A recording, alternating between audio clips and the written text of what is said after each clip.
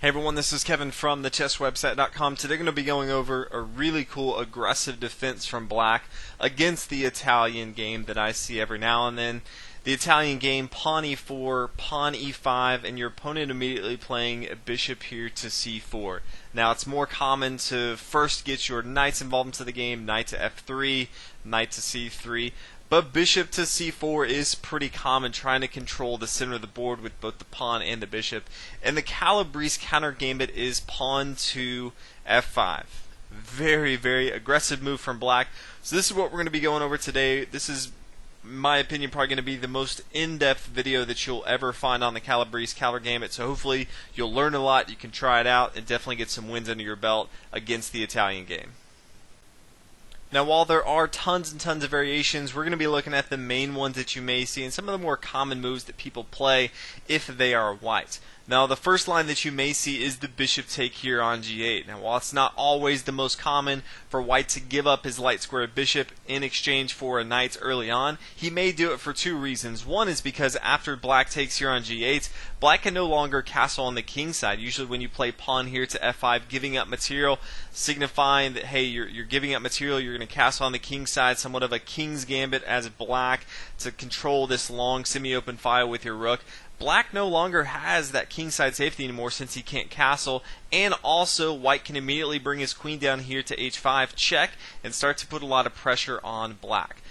Because this is the most common move after queen here to h5 attack, we're going to go over that line just so you can kind of see what that looks like. Black pretty much has to play pawn here to g6, stopping that queen from attacking. The queen will now come down and capture here on h7, and then the rook's going to play rook to g7. Now, it kind of looks messed up from black's point of view. It looks like he's just getting destroyed, dominated, but really, he's kind of taking this queen out of the game, and his king's pretty safe here on e8. Yes, he hasn't castled.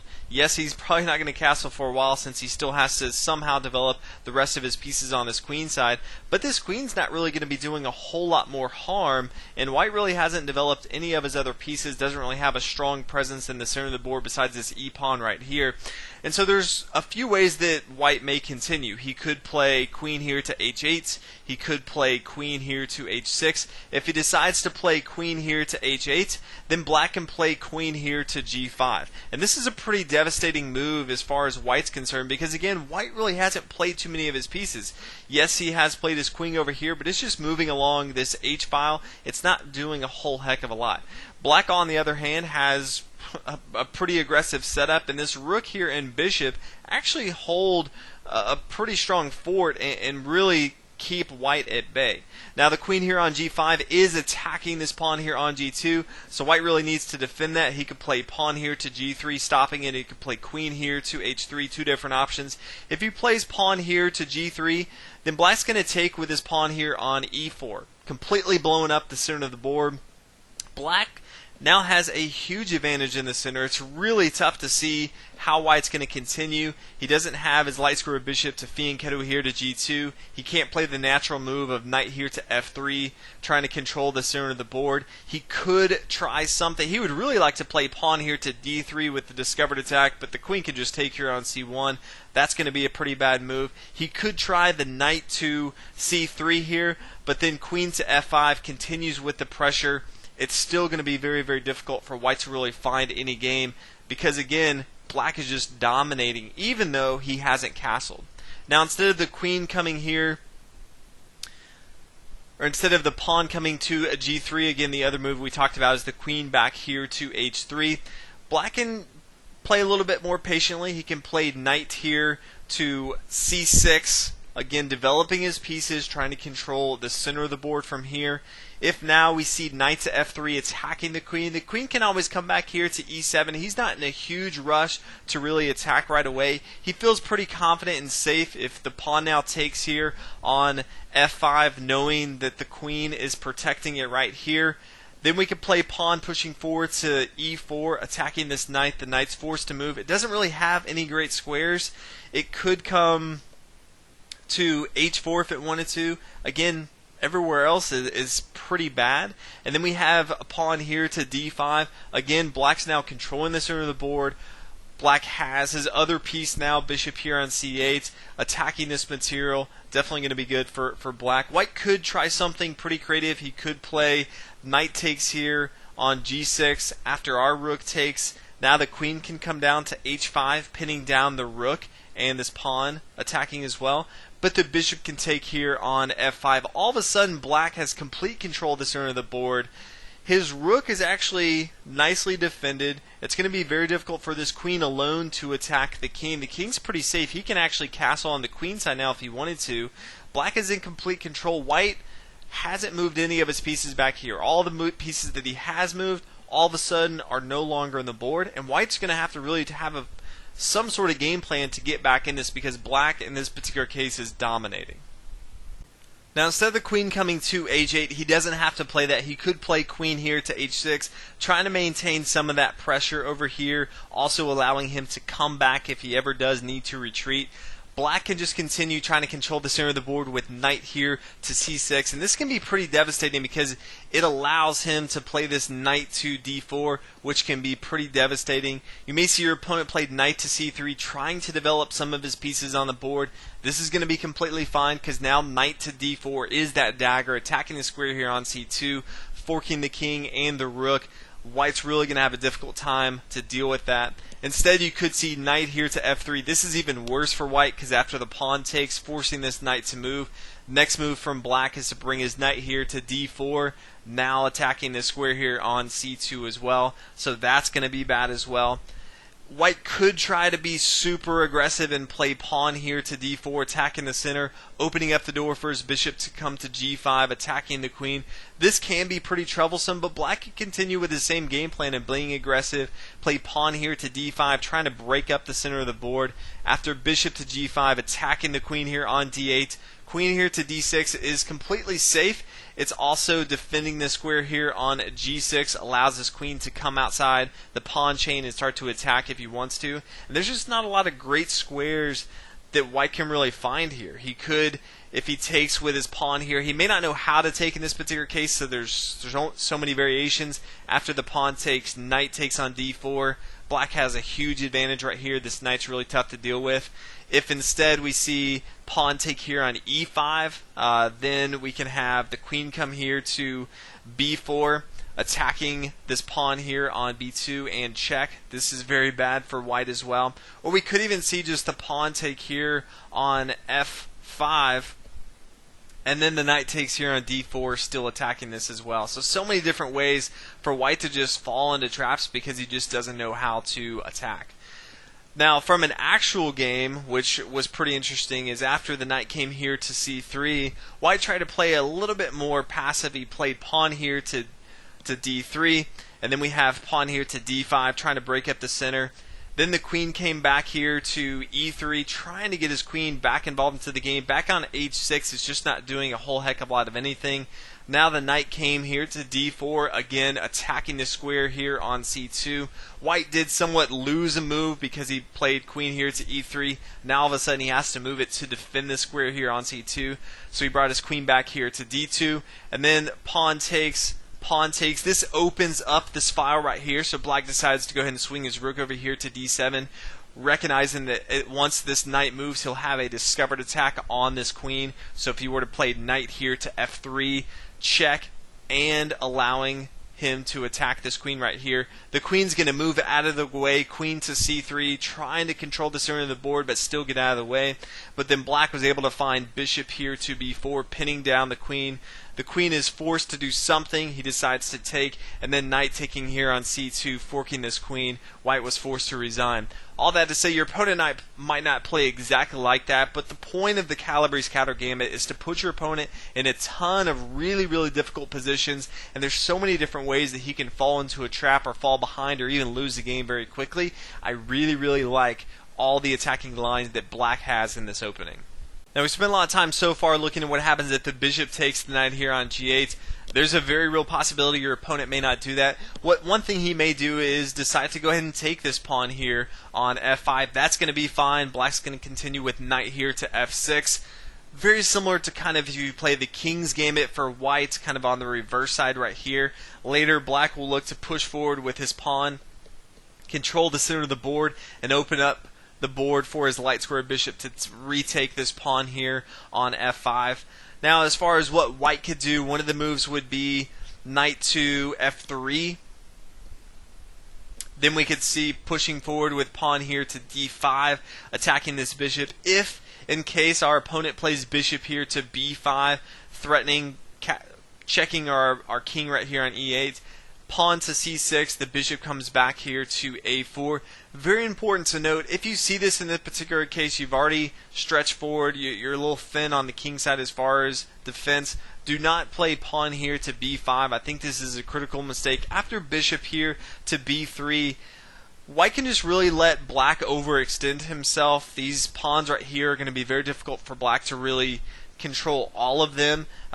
There's so much air right now to go ahead and get underneath here and attack this king. I really just don't like this setup for black. Instead, once this bishop come back here, that's going to be fine. Black can push forward with pawn here to e4. He really has this long, very structured pawn structure. It's all pointing at the king side, so more than likely the attack's going to be going at the king side of white. But this is a much better setup for black. Now, if the queen were to come to e2 so that this pawn couldn't be captured, or this knight couldn't be captured by the pawn, then bishop takes here on f5, recapturing. Now both sides are equal in material, but all of a sudden black is completely dominating the center of the board. This is definitely going to be a much better setup for black. If instead the queen, now the knight comes here to e5, trying to be a little bit more aggressive than bringing his queen out right away, then bishop here to d6, attacking this knight. The knight could try to get somewhat creative, playing knight here to g4, knowing that his queen's protecting it, but after knight takes and the queen captures, black can castle on the king side. All of a sudden he has his bishop and his rook attacking this square right here. This rook is controlling the semi-open file. Black has a huge advantage. He's completely dominating the center of the board. His bishop pair are completely dominating. White really doesn't have any of his pieces developed besides his bishop over here on a4, but even if his bishop comes to b3, he's not going to have any sort of attack. So this is definitely going to be very, very good for black. Another thing that you could see, instead of the knight coming here to g4, is pawn to d4, trying to solidify this. Black has a few options. My recommendation is not to take with en passant right here. I just don't think it's very good. Then I can come back here. This kind of opens up this file right here for white to attack, and it kind of messed up some of the center control that black had with his central square pawn of e4. Instead, black can continue controlling the center with his pawns and play knight here to d7. This is going to be completely fine. Now sort of forcing the hand of white to do something on the board. This is going to be good for black as well. If we back up a few moves after knight to f6, instead of playing this knight here to f3, another move that we could see is pawn here to d4, striking the center of the board. We're just going to go ahead and take that material. That's going to be completely okay with us. Now, if our opponent takes with queen to d4, we're now going to just push forward with pawn here to d5, forcing this bishop to move. That's going to be fine. We can now get our dark square bishop involved into the game, castle on the king side. We're now opening up the door with the discovered attack with our bishop here on f5. So a lot of different options for black in this particular case. Now, if the queen doesn't take, because he doesn't have to, he could play queen here to e2, forcing our move. This is going to be good for us because we're trying to develop our bishop to castle on the king side, so this is going to be fine. Knight here to f3. We could first push forward with pawn here to d5, threatening for this bishop to move first, and then castle on the king side. That's going to be fine for black as well. Now, if we come back to the beginning of the Italian attack, and then we play this pawn here to f5, you could see an aggressive queen here to h5 from whites. Now, usually you don't want to bring your queen involved into the action unless you have a real strong reason to. It's just going to be very, very easy for black to stop this. Pawn here to g6, thwarts it right away. The queen can't take it in materials, kind of forced to go back. Really doesn't want to play queen here to e2 or d1. I mean, I guess he could, but it's just not. It's kind of a wasted move. He could try queen here to f3 to try to be somewhat aggressive, control the center of the board. But this just kind of blocks off some of his development. Knight to f3 can no longer come into the game. This is just not as good as it could potentially be. Knight to f6, continuing the same development for black as he wants to. Knight here to c3 because his knight can't come into the action. Knight here to c6, also threatening this knight here to d4 next. So a lot of different ways for black to attack this. I wouldn't be worried too much if the queen ever came down here to h5 because he just doesn't have a strong attack. The next option that you may see is pawn here to d4, striking the center of the board, putting us to the test. It's very important to understand how you should capture. In this particular case, you need to capture with your e-pawn, just like this. Now there's a few ways for white to respond now. He could take our f-pawn, that's going to be fine. We're going to play knight here to f6, kind of forcing our opponent's hand. Now he has a few options. He could play knight to f3, attacking this. We're going to play pawn here to d5. Really, it doesn't matter what he plays. He could take with his queen. We're playing this pawn here to d5, getting ready to get our bishop involved into the game. Castle on the king side. Same game plan that we've seen before. If instead of taking, he could play knight to f3 right away, attacking this, but this is going to be a lot worse just because the pawn can take, forcing the knight to move. If he does take now, that's not going to be the worst thing. Knight takes here on d4, knight to f6, defending the square right here. Now if we see knight to c3, very interesting move to attack the square.